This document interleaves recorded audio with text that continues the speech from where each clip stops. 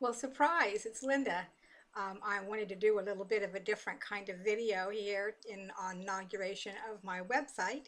This video is not going to stay up forever, so if you come here or you've seen it and you want somebody else to see it, please make sure you let them know to come to the website and click on, oh, something special, because this is what I feel like this is.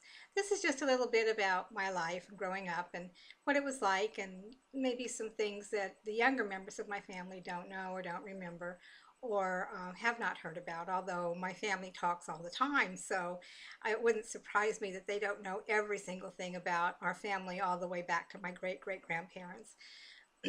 um, when I was about well, when I was born, practically, maybe about a year old, my parents moved to some land off Dutch Slough Road in Bethel Island.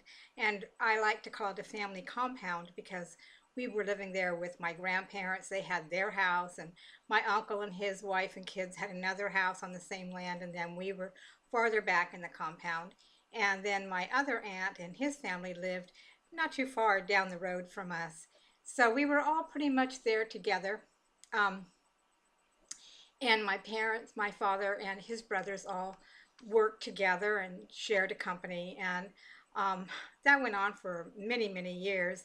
And then, as happens in all families, they decided to go their separate ways. And so they did. But growing up on a compound, we were there till I was almost 6, is a little bit different than growing up in a house with your family and neighbors, because your neighbors are your relatives. And my cousins and I were very close. My uncle that lived on the compound with us had 3 children, and we were all very close to them. And we had no bathroom. We had outhouses, and so I used an outhouse until I was 6 years old, and I didn't think anything of it. I thought it was just the way things were done. And I didn't have a bathtub. We had a galvanized wash tub, and mom would fill it up in the kitchen where the room was warmest and fill it up with hot water and keep adding more hot water until we were done. And I was always the first one to be bathed because for some reason or another, I guess I was always the cleanest. And then I was followed by my brothers, who mom just added more hot water and scrubbed them all down. So, but when I was about 6 years old, we moved from there to the town of Brentwood. And it was just a very small, sleepy agricultural community at that time. And I started school at Brentwood Union Elementary School. Um, Everybody knew everybody. I mean, everybody knew who their friends' parents were. There were people, they were kids in the school grounds, some that you knew you were never going to be friends with. And then there were other ones who you would have an instantaneous bond and they would be your friends for a long, long time. I'm not going to say throughout the whole high school years because a lot of things changed between first grade and 12th grade. And as was the case with me and almost everybody else I know. But I did form some really long lasting relationships there. But they weren't, I wasn't the kind of person who really bonded well in a group. I was more of an individual. I would pick out 1 or 2 people, or they would pick me, or whatever. And we would be best friends for a while. Sometimes it lasted a week, sometimes it lasted a year. It just depended on what was going on. There was one girl that I remember, and she, I'm sure, does not remember this. Uh, I was in middle school. We called it Edna Hill. I believe it was in Edna Hill. I think I was in about 7th grade. And for some reason or another, this girl decided, and I thought she was a really good friend, and she decided that I had offended her in some way. And she informed me that she was going to beat me up after school. I was mortified being in a physical fight. I mean, of course I knew how, but to hit somebody that I liked, it was just unconscionable to me. So I came up with some cockamamie rules or something, and I said, "Yeah, I'll meet you after school for a fight, but it has to be like blah blah blah blah blah." And nothing that I felt was really really serious. And I thought, well, certainly she really wasn't planning on hurting me. Well, she was there and she did have her posse, as they would call it now. And I got to take the first slap, and I just was very gentle with her and just kind of tapped her. And when it was her turn, she beat the crap out of me. So, so I think that was a lesson learned. And we were never really close after that, and I can't imagine why, but we just kind of went our own separate ways. She became to be very popular in high school, um, and who knows what goes on behind the scenes, but she seemed to be very happy. And that was fine because I was very happy with the people that I had chosen to be in my group. And we just kind of ignored each other. So there was that. And then I ran into her again, and it was as though none of that had ever happened. I remember it. I don't think she does, but I remember it because it was traumatic for me. But it just shows you that how people change, because she was just the nicest, sweetest woman that I could think of now, but she wasn't quite sweet back on that day in seventh grade. But I know that I wasn't too sweet a lot of times either. So I'm sure that there are some stories about me out there that would probably paint a different picture of who I am rather than who I am right now.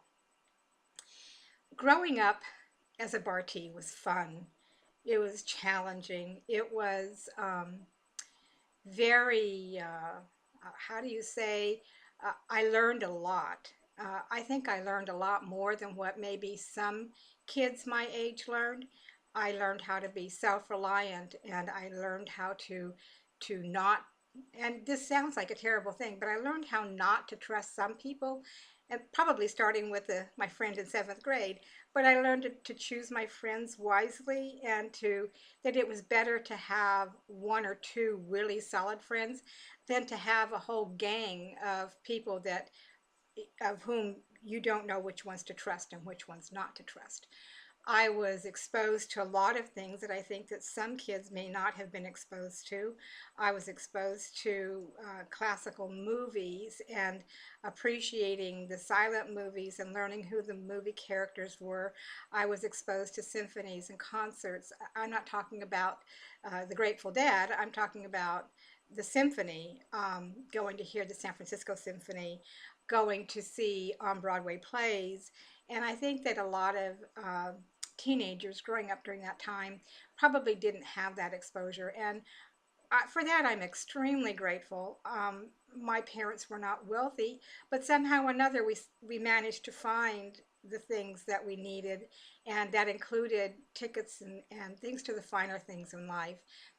I was a member of the Rainbow Girls, which was an ecstatically I don't even mean to say ecstatically. It was an outstanding experience for me because I learned how to speak in public.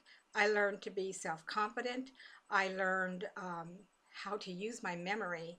I memorized every role I had in that organization, and I learned that it was really great to be a small person in a group of a lot of people. These were people that I were friends with, but I wasn't really best friends with. Several of my best friends were in Rainbow Girls, but outside that Rainbow Girl arena, we often didn't socialize with each other. If it had to do with Rainbow, then yes, we did, but if it was outside, then no, we didn't. And that seemed to be the way for a lot of the people in that group.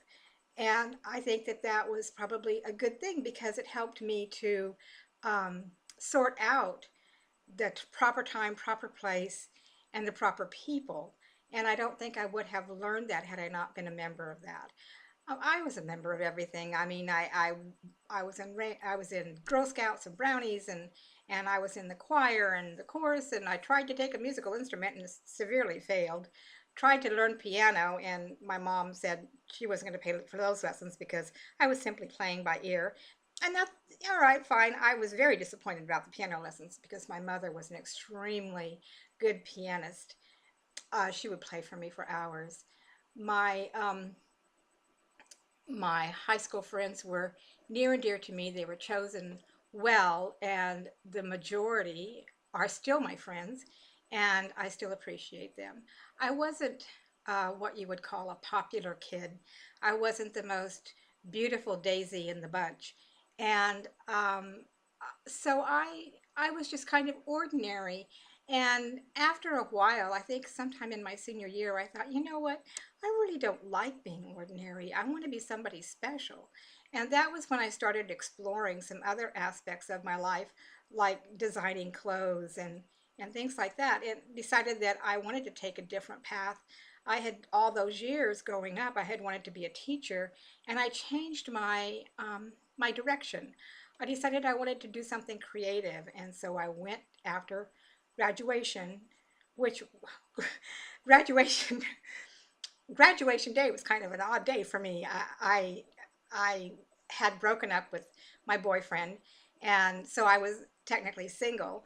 And the prospect of going to a graduation party without a date was just not a something I was going to do.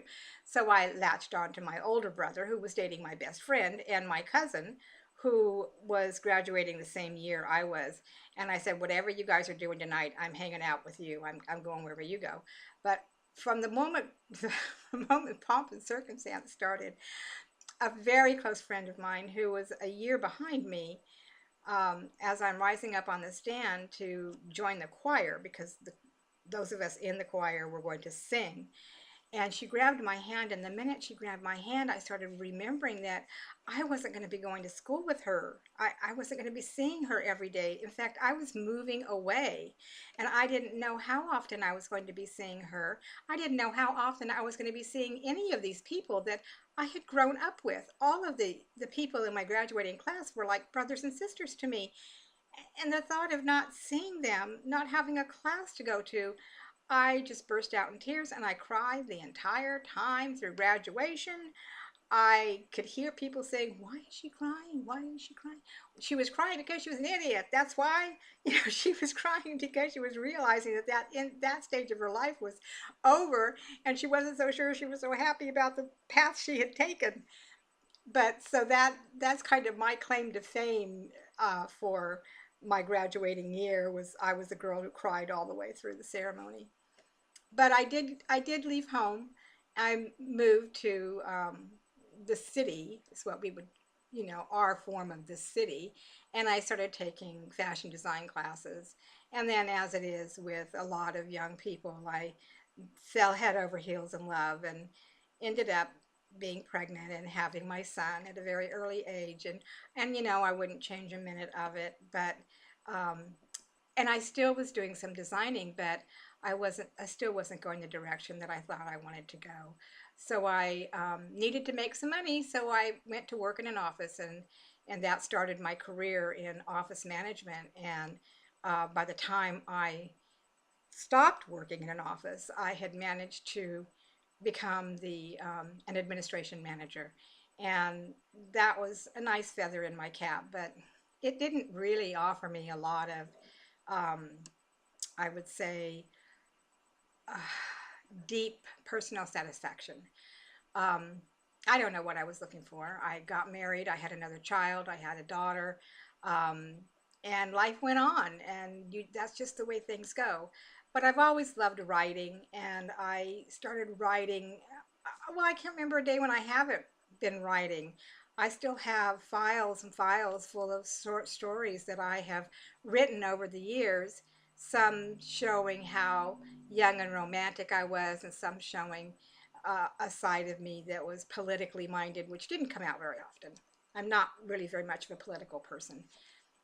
Not to say I don't have my own opinions, but being in a family with so much history um, led me to want to write the family history. And so, although some of my family members think this is a new project for me, this is something I have been working on for more than 10 years.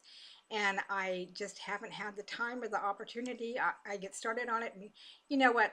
Life interferes. And that's what happened to me, was that life interfered. But I kind of off the subject that I wanted to be on. But when I do these videos, I don't really have a script. I just sit down and I start talking just as though all of you were right here in the room with me and were just waiting to hear what I heard said next, which I don't think that you waste all your time waiting for me to speak, but it kind of makes everything um, off the cuff. And I really wanted this video to be off the cuff because I wanted it to be something special that you can really learn about me. Um, I My family, before my parents, before my parents were born, has a very interesting background. They were on my father's side. They were dirt farmers. They were cattle ranchers. They didn't have a lot of cattle. Didn't have a lot of money, and eventually they moved to work in the shipyards in California because it was right after the war. There was still a lot of ships being built, and they needed the money. It was a huge family. I think there were 10 kids in the family. Off the top of my head, I can't remember the count. I'd have to. Okay, there was Uncle Al, Uncle Bill, Aunt Myrtle, Aunt Opal, Aunt Lisa, Aunt Katie. I'm missing somebody. But anyway, there were a lot of kids, and they all worked the fields. That was what they did. The girls went to school, they became hairdressers or, whatever. But when they moved to California, that was when they really started having their own lives. But my grandparents, so that's my grandparents on my father's side. But my grandparents on my mother's side, now that's kind of interesting too. My father grew up in a poor family. My mother grew up in a family that wasn't quite so poor. Her father was was an engineer who designed the first superhighway in the Chicago area. And so I don't know if there was a lot of money attached to that, but there was quite a bit of recognition. And there were only the two girls, her and her sister, Ruth, and they did not really live a life where they had to worry about where the next thing was coming. My mom was a bit of a debutante. I remember she had all these little dance cards hanging on a ribbon in her bedroom. And I would sit there and look at these cards, and she would tell me about each and every dance and who was her date and how many people it was written in these books who she danced with. And I found that to be really interesting. But the contrast between my father and my mother, I mean, my father's sisters would never have dreamed of going to a dance and having a dance card. I mean, that just wasn't something they would do. They might go down to the local barn and go to a square dance, but they're not going to be doing dancing in an auditorium with a dance card. And my mother's mother was a women's tailor, and she was quite well known in the area where they lived, and she was explicitly perfection when she would make something. And she taught both my mother and Aunt Ruth how to sew, although I don't think Aunt Ruth used it as much as my mother did. Mom sewed everything from the time I was a baby till the time I graduated from high school, and then even some beyond that. My clothes were made by my mother. The only time I ever got store-bought clothing was if I was able to pay for it myself, which most of the time I couldn't because I didn't make that much money babysitting. But they were interesting people. And um, when we were living, of course, they were living in Illinois. My mother's family was in Illinois, and my father's family was living very close to us. And I didn't really know my father's father very well, but I adored my father's mother. I just felt like there was nobody in the world who was more interesting and more somebody that I wanted to be just like her. I wanted to have the independence and the chutzpah that she had. Nothing got in her way. If she decided to do something, she did it, and there was without question. I'm kind of running out on time here, but so I'm going to wrap this up. But I believe that when my mom and dad got married and my mother moved away from her family, my father's mother kind of took her under her wing, and that's where my mother got all of her chutzpah from. Nobody pushed my mother around. Nobody took advantage of my mother. My mother was a strong, independent woman. Oh, okay, so fine. A few people took advantage of her, and she ended up I remember just before she died, she said, "I'm a bitch." And I was shocked. Mom, don't call yourself a bitch. You're not, no, you're not a bitch. And she says, "Oh, yes, I am. And I am proud that I'm a bitch. I earned it and I can use it and I love it." So I'm only got a few more seconds, so I'm going to sign off. Thanks for watching. I hope you enjoyed your surprise. Bye.